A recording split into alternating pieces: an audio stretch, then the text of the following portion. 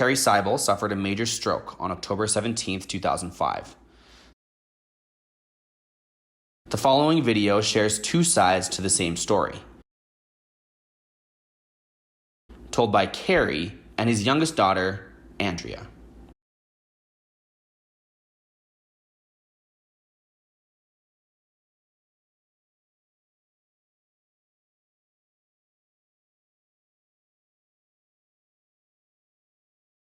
What was life like before the stroke? I was 43 years old. My daughters Carly and Andrea were in high school. Carly was grade 12 and Andrea was in grade 10. My wife and I were married for 19 years at the time. She worked at Safeways.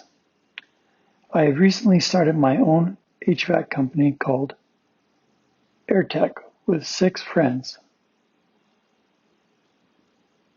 In my free time, I took part on triathlon and curling matches, went to football games and hockey games. And most of the time, my time was with friends and family. I feel like I had a pretty average life. I had just started high school and turned 15. I was taking part in school productions and I used to swim and dance, and my dad was there for all of it. He never missed a performance or a race. What did you know about a stroke before 2005? My only experience of a stroke, it was my grandpa Ralph. When I was in high school, he had a stroke. He was in his 70s. I remember him being in a wheelchair because of half of his body was full paralyzed and he had special utensils. I remember to myself, this is sad. I never thought it would happen to me. I didn't know anything about a stroke or a brain injury. What is your first memory of October 17th and the time following? I remember that morning, the alarm was going off, but I couldn't do anything about it. And I really didn't know why. So I started to go back to sleep. Third time I woke up and I see the alarm, but I still felt on the floor. Again, I thought, what's going on? I remember Andrea coming into the room, and the next thing, I thought, there's a paramedics at Chinook Regional Hospital in Lethbridge. I remember sitting in the bed, and the doctor came in and told me that I had a stroke. I was pissed. Dr. Winder then told me he was going to send me to Foothills Medical Center in Calgary. I was sent on a STARS ambulance. The first few days in Calgary, all I can remember is sleeping a lot. But as I was told, this was okay and that kept sleeping. I was at Foothills for 2 months, but it felt like forever. My right side was paralyzed, and the first 2 words were, well, we could say colorful words. I woke up that morning, a regular day to go to school. My mom was already at work and my sister was still sleeping as she didn't have any morning classes that semester. I remember going upstairs to get ready and was annoyed that my dad was still sleeping. I knocked on the bedroom door that was open and told him to get up or we were going to be late. I called my mom thinking that it was weird that my dad was still sleeping. She told me he had had a headache the night before, so to go get a cold cloth and place it on his head in case he still wasn't feeling well. By the time I made it back to his room, he was no longer in his bed, but he had somehow managed to fall out of bed and was now wedged between his side of the bed and his dresser. I still followed my mom's instructions and placed the cold cloth on his head. He looked up at me and smiled. I was really confused. I called my mom back at work, and her coworker informed me she had left work and was on her way home. At this point, I woke up my sister and was starting to get scared. My sister got out of bed and tapped my dad's left foot. He was really ticklish, and when he responded, we were less worried. My mom got home and she had called her best friend Judy. Judy's a nurse and only lived about a block away. When Judy got to the house, her and my mom pulled the bed aside to get my dad free. It was at this time that my sister called an ambulance and I called his friend and coworker to let him know that dad wasn't coming in to work. All I had really been told was that he had likely taken too much Advil and was having some kind of reaction. My sister drove me to school and I went about my day trying to stay positive that my dad would be fine. Partway through my first class, I was giving a presentation at the front and I saw my teacher receive a phone call. Once I finished, he told me to go to the office and my cousin was here to take me to the hospital. It was at this time I realized something more serious was going on. I remember going to the hospital and seeing my dad in the emergency room. He smiled and tried to lift his arm to show us that he was doing okay. I know he was airlifted to Calgary to Foothills and he had had a stroke. Everyone was crying and I didn't really understand why, but I just started to cry too. I went back to school and I went about my day. My sister didn't come to school, but she did pick me up at the end of the day and we just sat together and waited for news. It wasn't until about a week later that someone really informed me that someone could die from a stroke. And I almost was glad I didn't know that at the time because I don't think I would have been as calm.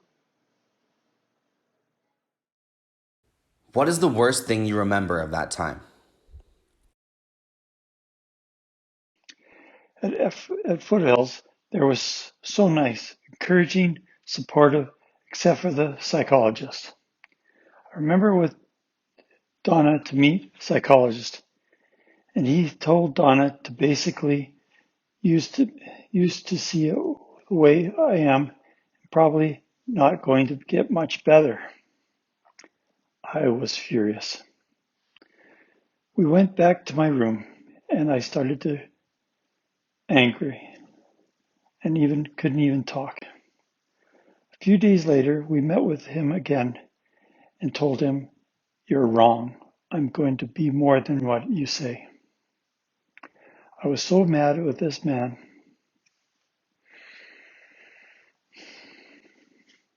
Another memory that's still in me sad was my 44th birthday.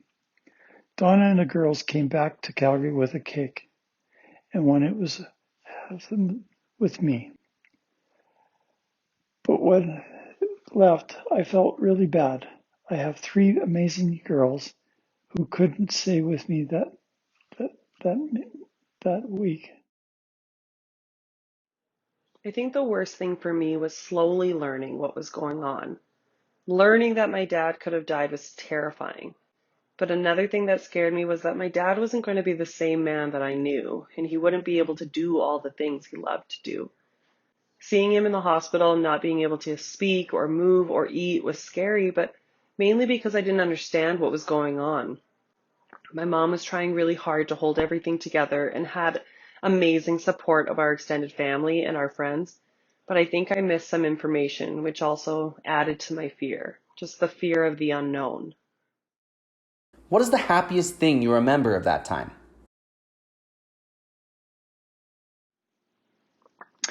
I was lucky to have such a supportive network of friends and family, but the strongest, most supportive person was my wife, Donna. Donna was there all the time, even when I was fed up with and wondering, what am I going to do? She was there. She 3 weeks after the stroke, I was allowed to go to home for a weekend. This alone made me very happy. I woke up from a nap and six of my best partners were in my house to me. This was all thanks to Donna. There were a lot of little things over those few months I choose to focus on because they are points where I could tell the dad I had grown up with was still there. My memory of all the events have kind of blurred together, so I'm not sure of the exact timing of these, but the memories still make me smile. I remember I was doing my first play of high school and I got this amazing part I was thrilled to play. And I was so sad that my dad may not be able to watch me in it. My dad must have been on a weekend pass and he got to come watch a dress rehearsal. He was still pretty tired and was only able to stay for the first half, but it just made me so happy to have him there. At one point, when Dad's language was still not very strong, I remember watching The Simpsons together. I can picture it vividly. The baby, Maggie, was holding on to Homer's few strands of hair and whipping him back and forth. Although Dad may not have been able to follow the story, he let out such a big laugh when watching this. Hearing him laugh made me happy and gave me hope. A memory that still makes me laugh happened early on when my dad was in Calgary. For as long as I can remember, we all joked around and made fun of my mom, especially my dad.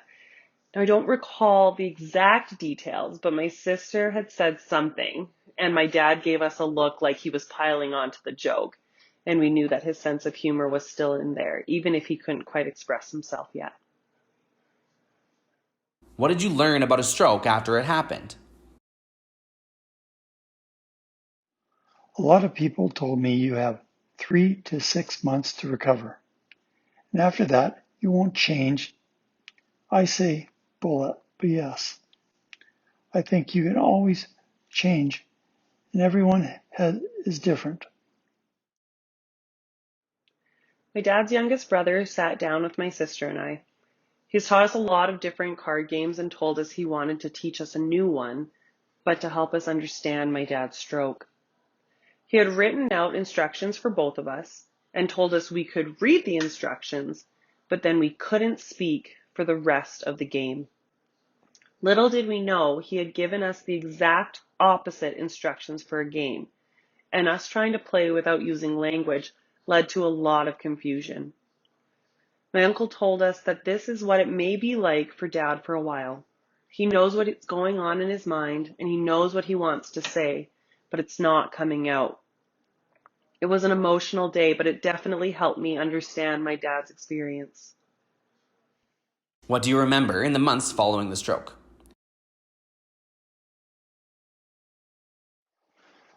Returning home, I remember Carly helping with homework provided by the speech therapist. At one point, I spoken to Donna and told her how upset I was to have no one calling me to go for coffee or lunch. And she says very clearly, no, you have to call them. So I did. I called my friends and they went really well.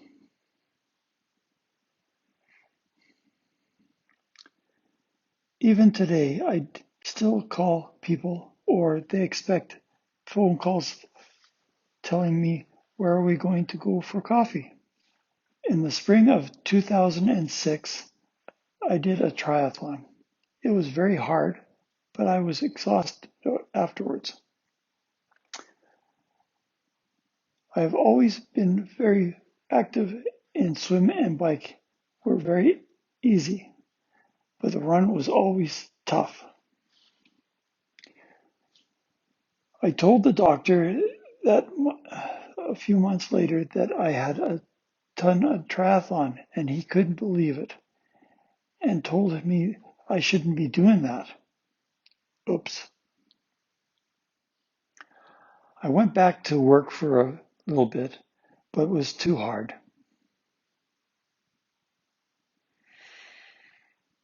Before my stroke, I would have so many meetings, phone calls, emails, and I didn't feel I could do the same job I used to. If I felt that if I couldn't do the job as well as I did before the stroke, then I didn't want to do it at all. I feel like once my dad was back at home, our life slowly returned to normal, or at least a new normal. He went to some different therapies offered in Lethbridge and worked really hard. I remember he hated that he wasn't allowed to drive and he tried to sneak the car keys. I wasn't sure how to handle it, so I just told on him. He wasn't very happy with me. What changed in your life since the stroke? I'm retired. I have amazing friends and have earned the title of social convener. I host parties, Christmas parties, whist drives, Grey Cup parties. I go on regular trips with my friends to Las Vegas and my friends with my daughters and their families. It used to be work, work, work all the time. Now I have more time for family and friends.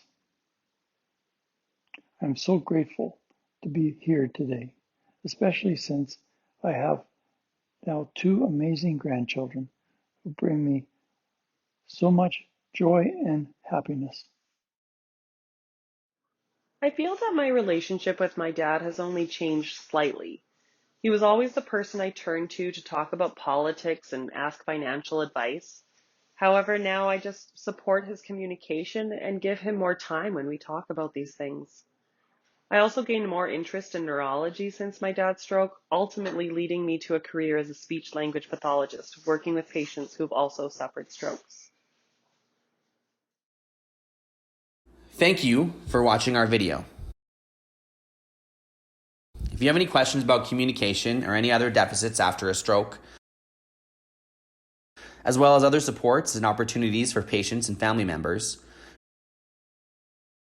please check out the Chat Society website or talk to your doctor or rehab team members.